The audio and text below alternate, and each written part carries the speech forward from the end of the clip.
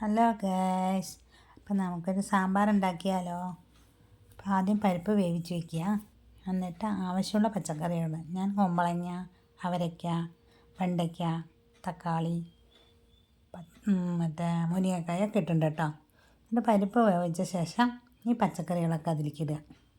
എല്ലാവർക്കും സാമ്പാർ വയ്ക്കാനൊക്കെ അറിയും, എങ്കിലും ഞാൻ എൻ്റെ രീതിയിൽ വെക്കണതാണ് കേട്ടോ ഞാനൊന്ന് കാണിക്കണത്. അപ്പം കഷ്ണങ്ങളൊക്കെ ഇട്ട ശേഷം മഞ്ഞൾപ്പൊടിയും ഉപ്പുപൊടിയും ഇട്ടിട്ട് നന്നായിട്ട് ഒന്ന് തിളപ്പിക്കുക. വേവാൻ വേണ്ടിയിട്ടാണ് കേട്ടോ തിളപ്പിക്കുക. വെണ്ടയ്ക്ക മാത്രം ഞാൻ എണ്ണയിലിട്ടിട്ട് ഒന്ന് മൂപ്പിക്കുന്നുണ്ട് കേട്ടോ. മൂപ്പിച്ചിട്ടാണ് അതിലിടുക, അല്ലെങ്കിൽ വെണ്ടയ്ക്കയ്ക്ക് ഒരു നൂല് പോലെ ഉണ്ടാവും, ഒരു വഴുവഴുപ്പൊക്കെ ഉണ്ടാവും. അതുകൊണ്ട് വെണ്ടയ്ക്ക ഞാൻ വഴറ്റിയിട്ട് ഇടണം കേട്ടോ. പിന്നെ തേങ്ങ അതിൽ സാമ്പാർ പൊടി, മുളക് പൊടി, മല്ലിപ്പൊടിയൊക്കെ ഇട്ടിട്ട് അരയ്ക്കും കേട്ടോ. എന്നിട്ടാണ് ഞാൻ ആ സാമ്പാറിലിടുക. അല്ലാതെ അതിലേക്ക് ഞാൻ മുളക് പൊടിയും മല്ലിപ്പൊടിയും മഞ്ഞൾപ്പൊടിയൊന്നും ഇടാറില്ല. അപ്പം ഇത്തിരി കൊഴുപ്പും, സാമ്പാറിന് ഇത്തിരി കൊഴുപ്പും കാണും. അതുകൊണ്ടാണ് കേട്ടോ അങ്ങനെ ചെയ്യണത്. അപ്പം നമുക്ക് അരച്ചിട്ട് വരാം.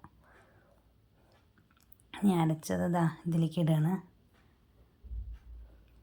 അതിൽ തന്നെ വെള്ളവും അതിൽ തന്നെ ഒഴിക്കുന്നുണ്ട് കേട്ടോ. പിന്നെ അതിന് ശേഷം പുളി കലക്കിയിട്ട്, നമ്മുടെ വാളംപുളിയില്ലേ, വാളംപുളിയാണ് കലക്കിയിട്ട് ഒഴിക്കുക കേട്ടോ.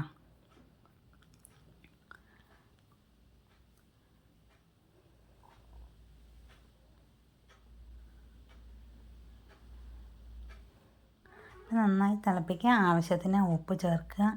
കുറച്ച് കായപ്പൊടിയും അതിലിടുക. കുറച്ച് മല്ലിയില ഇടുക.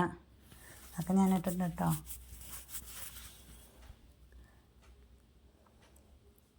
പിന്നെ നന്നായി തിളയ്ക്കുമ്പോൾ മല്ലിയില ഇടുക, പിന്നെ കായപ്പൊടി ഇടുക. ഒക്കെ ഇട്ട ശേഷം നന്നായി ഇളക്കിയിട്ട് നന്നായി തിളപ്പിക്കുക.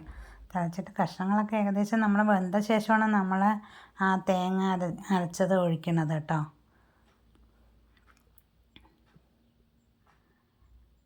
ഞാൻ ഈ വോയിസ് ഓവർ കൊടുക്കണതിൽ എന്തെങ്കിലും തെറ്റുണ്ടെങ്കിൽ ക്ഷമിക്കണം കേട്ടോ. കാരണം എനിക്ക് അത്ര പരിചിതം അല്ലാത്ത കൊണ്ടാണ്. നിങ്ങളുടെ എല്ലാവരെയും സപ്പോർട്ട് ഉണ്ടാവണം. ഇനിയും വീഡിയോ ഇടാനുള്ള സപ്പോർട്ട് ഉണ്ടെങ്കിൽ മാത്രമേ വീഡിയോ ഇടാൻ പറ്റുള്ളൂ നമുക്ക്. അങ്ങനെ തിളച്ച ശേഷം കുറച്ച് എണ്ണ ഒഴിച്ചിട്ട് കടുക്, കറിവേപ്പില, മുളക് ഒക്കെ മുളക് പൊട്ടിച്ചിട്ട്, കപ്പൽ മുളക് പൊട്ടിച്ചിട്ട് ഒന്ന് താളിക്കുക അതിലേക്ക്. വേണമെങ്കിൽ ഉലുവ വേണമെങ്കിൽ ഒരു പിഞ്ച് ഉലുവ വേണമെങ്കിൽ ഇടാം. പക്ഷേ ഞാൻ ഉലുവ ഇടാറില്ല.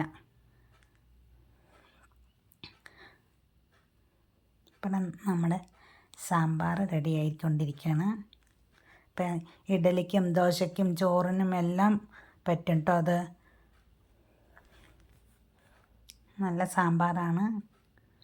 അപ്പോൾ എല്ലാവരും ഉണ്ടാക്കി നോക്കിയിട്ട് അഭിപ്രായം പറയുക. അപ്പോൾ ഈ വീഡിയോ ഇഷ്ടപ്പെട്ട എല്ലാവരും ലൈക്ക് ചെയ്യുക, ഷെയർ ചെയ്യുക, സബ്സ്ക്രൈബ് ചെയ്യുക, കമൻറ്റ് ചെയ്യുക. അപ്പം ഓക്കെ, ബായ്.